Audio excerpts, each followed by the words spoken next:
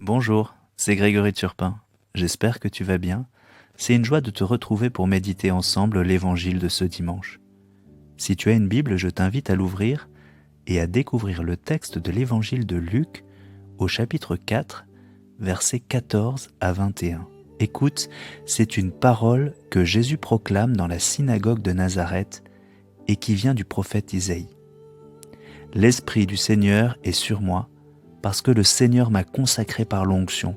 Il m'a envoyé porter la bonne nouvelle aux pauvres, annoncer aux captifs leur libération et aux aveugles qu'ils retrouveront la vue. Remettre en liberté les opprimés, annoncer une année favorable accordée par le Seigneur. » Jésus est là, tout simplement, assis dans la petite synagogue qui ne paie pas de mine.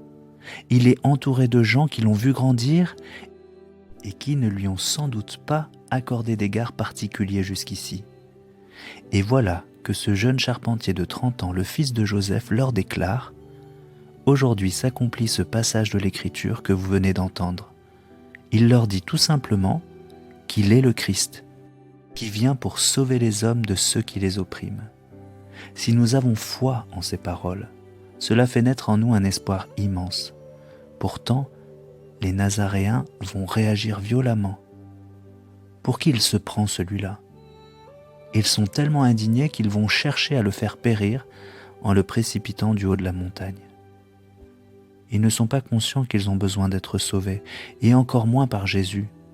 Nous avons un avantage sur eux.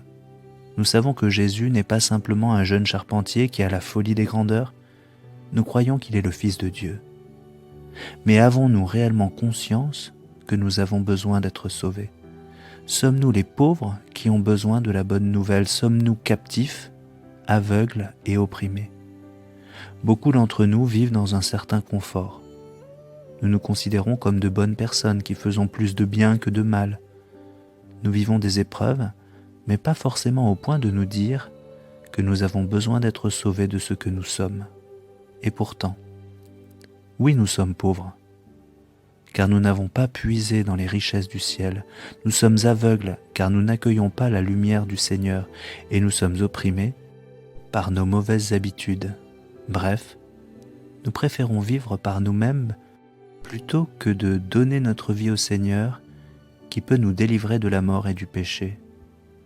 Réécoutons ce que Jésus vient nous dire, et faisons-le avec foi et espérance. Je suis venu vous apporter la bonne nouvelle.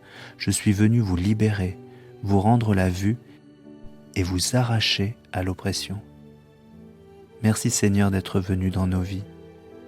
Donne-nous d'accepter cette bonne nouvelle. Nous te remettons tous nos soucis. Garde-nous dans ta liberté.